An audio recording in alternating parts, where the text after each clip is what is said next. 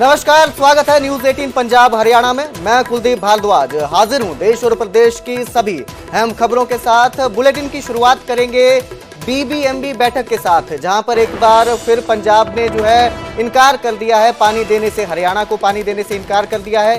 BBMB की बैठक में पंजाब सरकार ने सफाई दी।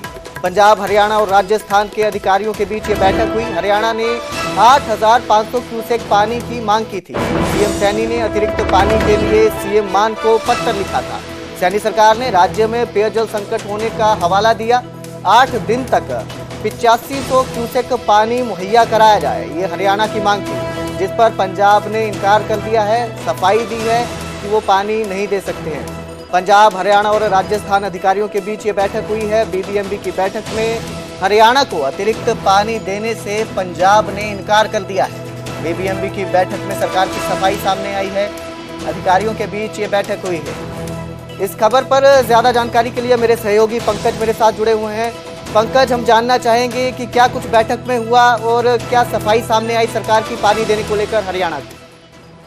देखिए, क्योंकि हर बार जो है जो मानसून आता है उससे पहले एक मीटिंग जो है वो बीबीएमबी में होती है, जिसमें पंजाब, हरियाणा, राजस्थान के अधिकारी जो हैं वो जुड़ते हैं। और इस बार जो मीटिंग कल हुई है उसमें ये मांग हरियाणा सरकार की तरफ से की गई कि पंजाब इस समय हरियाणा को ज्यादा पानी दे। इसके लिए बाकायदा तौर पर ये कहा कि हरियाणा के कुछ ऐसे इलाके हैं जिसमें पानी की किल्लत आ रही है, पीने के पानी की किल्लत जो है आ रही है, और इसीलिए ये मांग की गई, जिस पर पंजाब सरकार की तरफ से करड़ा एतराज जो है वो जाहिर किया गया। और ये कहा गया कि पंजाब के पास अगर एक्स्ट्रा पानी होता तो पंजाब जरूर पानी देता। बीबीएमबी एक ऐसा सोर्स है जिससे पंजाब पानी ले रहा है, क्योंकि जो दूसरे डैम है उसकी मुरम्मत जो है वो इस समय चल रही है। तो ऐसे में पंजाब इन हालातों में नहीं है कि हरियाणा को ज्यादा पानी जो है वो दिया जाए। तो ऐसे में एतराज जरूर जाहिर किया गया और ये किया कि एक्स्ट्रा पानी जो है वो हरियाणा को नहीं दिया जा सकता।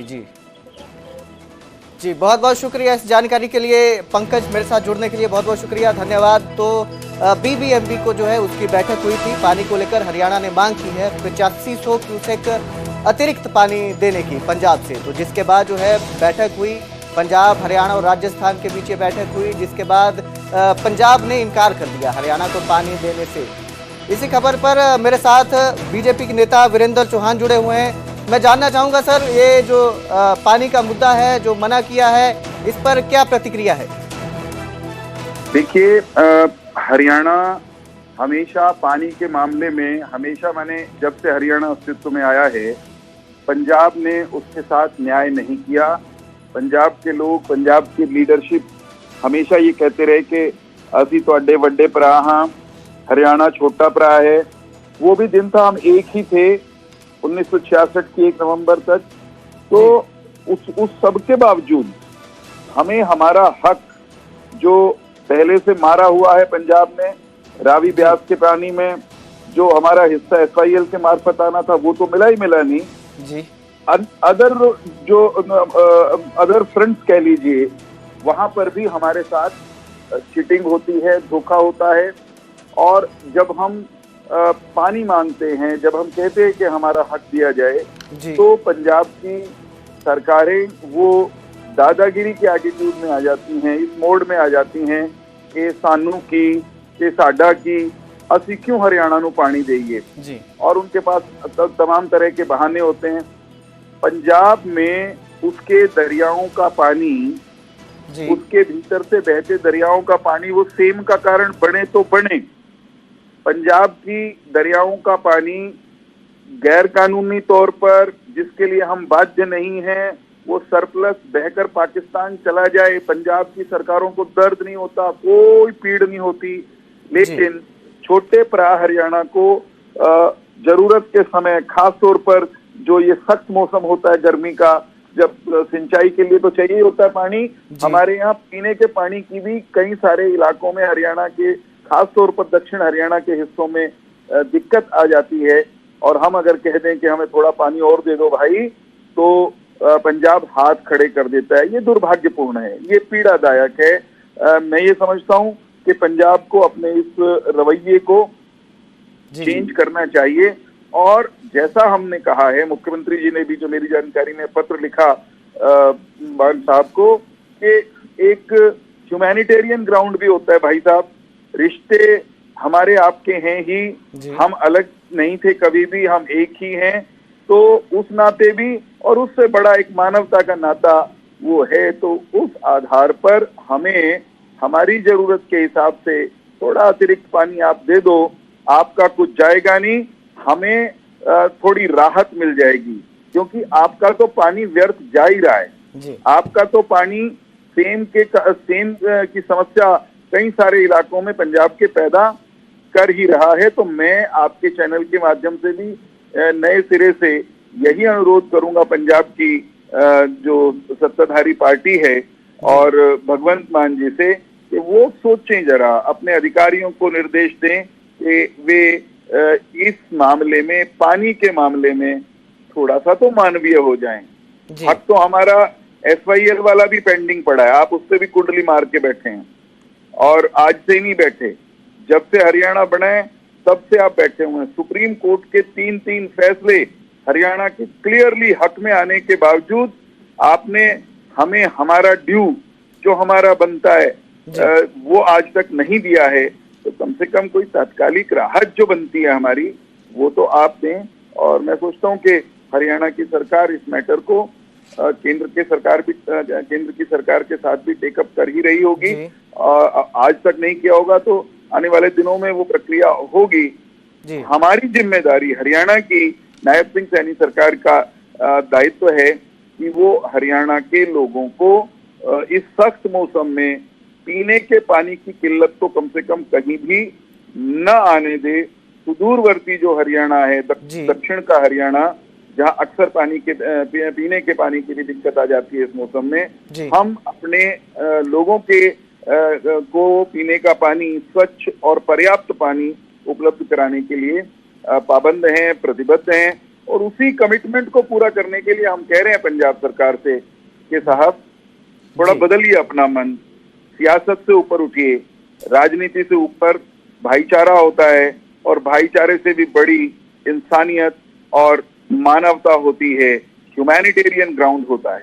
जी जी, बहुत बहुत शुक्रिया वीरेंद्र चौहान जी, अपनी प्रतिक्रिया देने के लिए, इस मामले पर हमारे साथ जुड़ने के लिए बहुत बहुत शुक्रिया। तो बीजेपी नेता वीरेंद्र चौहान ने कहा है कि इंसानियत भी होती है, उसके बिहाफ पर जो है पानी दिया जाना चाहिए, जबकि पंजाब सरकार ने साफ कर दिया है कि उनके पास पानी नहीं है, देने के लिए इनकार कर दिया है। BBMB की बैठक में ये फैसला लिया गया है, हरियाणा को अतिरिक्त पानी देने से इनकार किया गया है।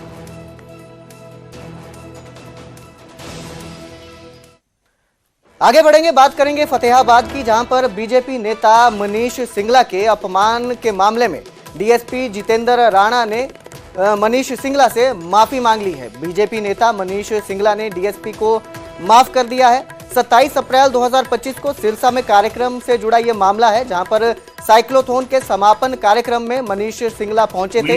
इस दौरान DSP जितेंद्र राणा ने मनीष सिंगला को कार्यक्रम से बाहर निकाल दिया था। इस मामले को सुलझाने के लिए SP डॉक्टर मयंक गुप्ता ने DSP जितेंद्र राणा और मनीष सिंगला को PWD रेस्ट हाउस बुलाया था, जहां DSP जितेंद्र राणा ने बीजेपी नेता मनीष सिंगला से माफी मांगी। मौके पर मनीष सिंगला ने DSP को माफ कर दिया है और कहा है कि अब उन्हें कोई शिकायत नहीं है। के सत्र में बताना चाहूंगा कि मैं कल माननीय CM साहब की साइक्लोथॉन,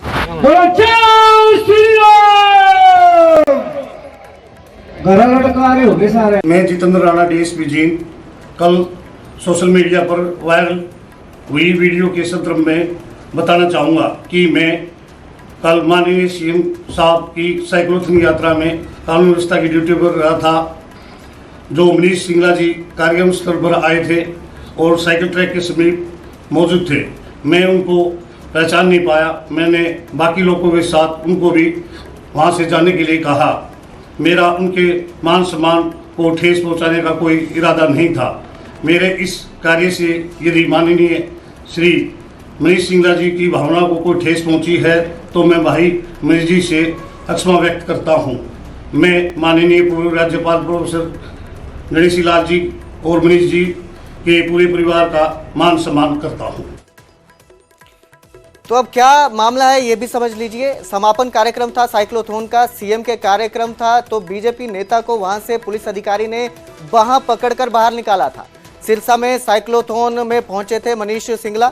ओडिशा के पूर्व राज्यपाल प्रोफेसर गणेश जी लाल के पुत्र हैं मनीष सिंगला को, जो 27 अप्रैल को सिरसा में साइक्लोथॉन के समापन कार्यक्रम में पहुंचे थे। वहां नायब सिंह सैनी मुख्यमंत्री भी पहुंचे थे। उसी कार्यक्रम में मनीष सिंगला को निकाल दिया गया था। इस मामले को सुलझाने के लिए एसपी डॉक्टर मयंक गुप्ता ने डीएसपी जितेंद्र राणा और मनीष सिंगला को पीडब्ल्यूडी रेस्ट हाउस में बुलाया, जहां डीएसपी जितेंद्र राणा ने बीजेपी नेता मनीष सिंगला से माफी मांगी। डीएसपी जींद, जो 27 अप्रैल को साइक्लोथॉन यात्रा में कानून व्यवस्था संभालने की ड्यूटी के दौरान स्टेज के पास मौजूद थे, इस दौरान मनीष सिंगला कार्यक्रम स्थल पर आए थे और साइकिल ट्रैक के नजदीक मौजूद थे। डीएसपी जींद जितेंद्र राणा ने मनीष सिंगला को पहचाना नहीं और बाकी लोगों के साथ उनको भी वीआईपी की स्टेज प्रोग्राम से जाने के लिए कह दिया। आपको बता दें कि मनीष सिंगला ओडिशा के पूर्व राज्यपाल गणेश जी लाल के बेटे हैं।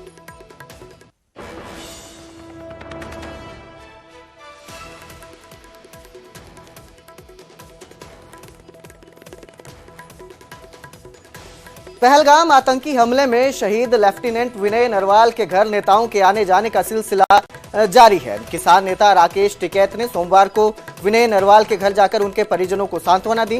राकेश टिकैत ने कहा कि आतंकवाद के मुद्दे पर वो सरकार के साथ है।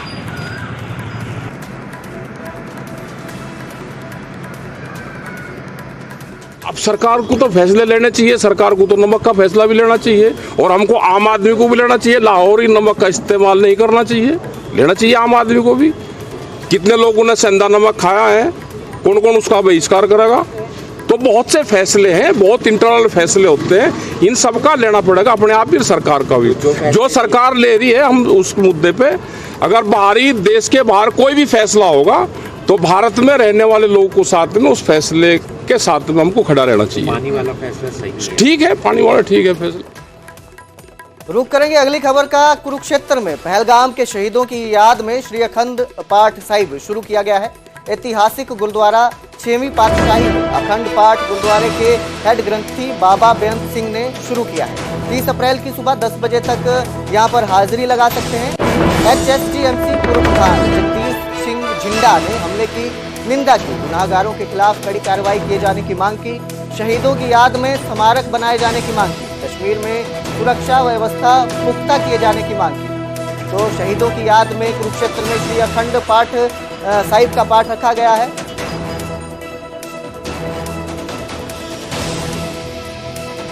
तीस अप्रैल की सुबह से 10 बजे तक ये यहाँ पर पाठ जारी रहेगा। सभी लोग हाजिरी लगा सकते हैं।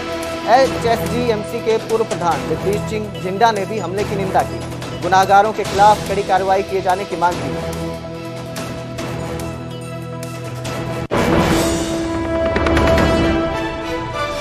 माड़ी खबर कहांगे कि एक कम्युनिटी ਨੂੰ ਨਿਸ਼ਾਨਾ ਬਣਾਉਣਾ, ਪਰ ਉਹਦੇ ਸੁਣਨ ਵਿੱਚ ਇਹ ਵੀ ਗੱਲ ਆਈ ਹੈ ਕਿ ਉਹਦੇ ਵਿੱਚ ਇੱਕ ਦੂਜੀ ਕਮਿਊਨਿਟੀ ਦਾ ਵੀ ਆਦਮੀ ਸੀ, ਉਹਨੂੰ ਵੀ ਉਹਨਾਂ ਨਹੀਂ ਬਖਸ਼ਿਆ। ਕਿਸੇ ਤੇ ਵੀ ਹਮਲਾ ਹੋਵੇ ਨਜਾਇਜ਼ ਦੁਖਦਾਈ ਹੁੰਦਾ ਹੈ। ਇਸ ਕਰਕੇ ਉਹਨਾਂ ਦੀ ਆਤਮਾ ਦੀ ਸ਼ਾਂਤੀ ਵਾਸਤੇ ਅੱਜ ਉਹਨਾਂ ਨੂੰ 9 ਦਿਨ ਹੋ ਗਏ ਨੇ। ਸਾਡੇ ਸਿੱਖ ਧਰਮ ਵਿੱਚ 9ਵੇਂ ਦਿਨ ਹੀ ਅੰਤਮ ਅਰਦਾਸ ਦਾ अखंड पाठ साहिब शुरू होते हैं। संविधान गौरव दिवस के, और हम सब उसको मना भी रहे, पूरे वर्ष उसके कार्यक्रम चल रहे हैं। आदरणीय प्रधानमंत्री जी ने एक पूरी रचना योजना बनाई कि ये देश बाबा साहेब के उस संविधान के अनुसार आगे बढ़े और उन महापुरुषों को भी हम याद करें जो हमें कुछ दे करके गए हैं, जिन्होंने हमें कुछ दिया है। उनके दिवसों के ऊपर हमें उनको याद करना चाहिए। हमें यह भी खुशी है कि हमने हरियाणा के अंदर पिछले 10 वर्षों में ऐसे उन महापुरुषों को, जिन्होंने इस देश, इस समाज, इस धर्म के लिए अपना महायोगदान दिया है, ऐसे सब महापुरुषों को भी उनके दिवसों पर हम याद करते हैं। और मेरा आग्रह है, क्योंकि सरकार निष्पक्षता से काम कर रही है, इसका उदाहरण भी हमारे सामने आया है। अभी एक बैच पीछे हमारे SCS अधिकारियों का वो निकला था, ट्रेनिंग करके आए, तो मैं उनके बीच में चला गया। तो वहां भी मैं पूछ रहा था, उन SCS अधिकारी जब ट्रेनिंग करके और ड्यूटी पर जा रहे थे, तो उन्होंने भी अपना एक्सपीरियंस बताया, कैसे उन्होंने अपने जीवन को शुरू किया और इस मुकाम के ऊपर कैसे पहुंचे।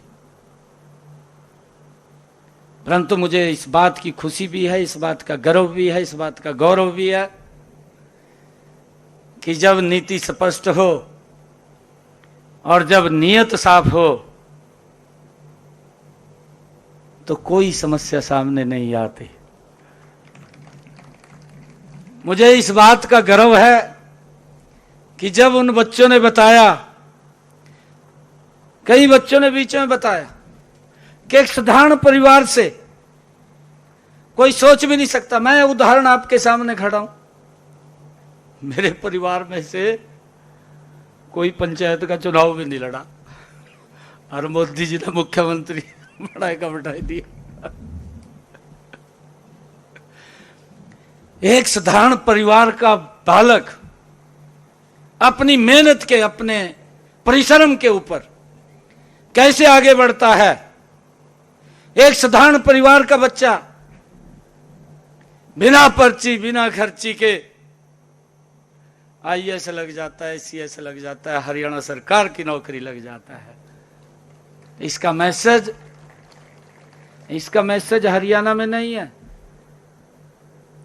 इसका मैसेज पूरे देश के अंदर है। आपका पूरे देश के अंदर कहीं तो आकर के ये पूछते हैं कहा यो कर्या किस तरह होगा। हमारी बेटी अभी एक बता रही थी कि मैं इंटरव्यू में रह गई, बिल्कुल फेर है, बोल ही नहीं सकते। अगर कोई देखना चाहे देख भी सकता है।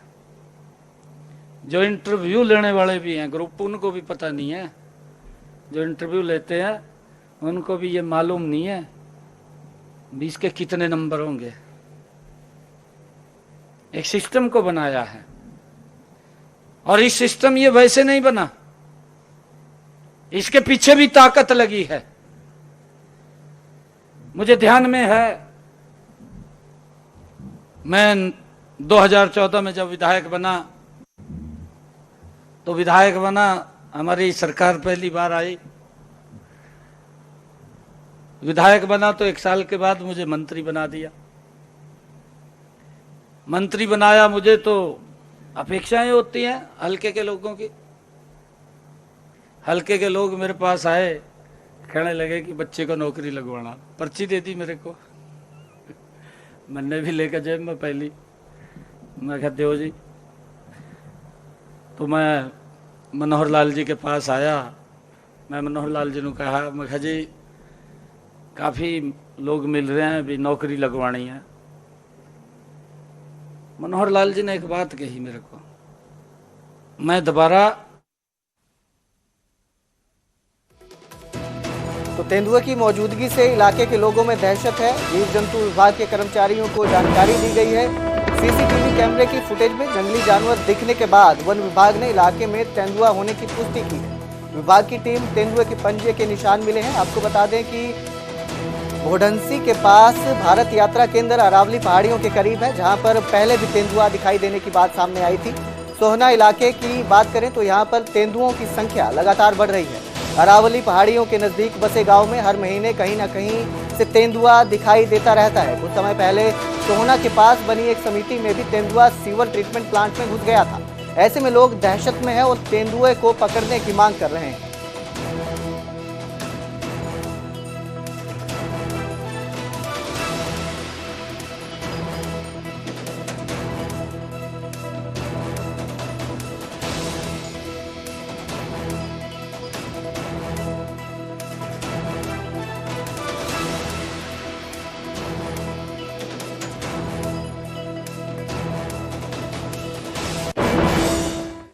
उधर सिरसा में 3 करोड़ की हेरोइन के साथ एक युवक को गिरफ्तार किया गया है। गुप्त सूचना के आधार पर पुलिस ने गिरफ्तारी की है। बस से उतरते ही युवक को गिरफ्तार कर लिया गया है। युवक के पास 456 ग्राम 9 मिलीग्राम हेरोइन बरामद हुई है। पाकिस्तान से ये हेरोइन लाई गई थी, जिसे सिरसा में सप्लाई किया जाना था। आरोपी से पूछताछ कर लिंक खंगालने की कोशिश की जा रही है। पुलिस जांच में जुटी हुई है। लुधियाना के डेलो तहसील के गुरप्रीत सिंह जो आरोपी है, उसकी पहचान हुई है। पुलिस की टीम सदर थाना क्षेत्र के गांव पनिहारी बस स्टैंड पर नाकाबंदी किए हुए थी। आने जाने वाले वाहनों की चेकिंग की जा रही थी। इसी दौरान सरदूलगढ़ पंजाब की तरफ से एक बस आकर गांव के पनिहारी बस स्टैंड पर रुकी। बस में से एक नौजवान युवक अपने हाथ में काले रंग का बैग लिए उतरा।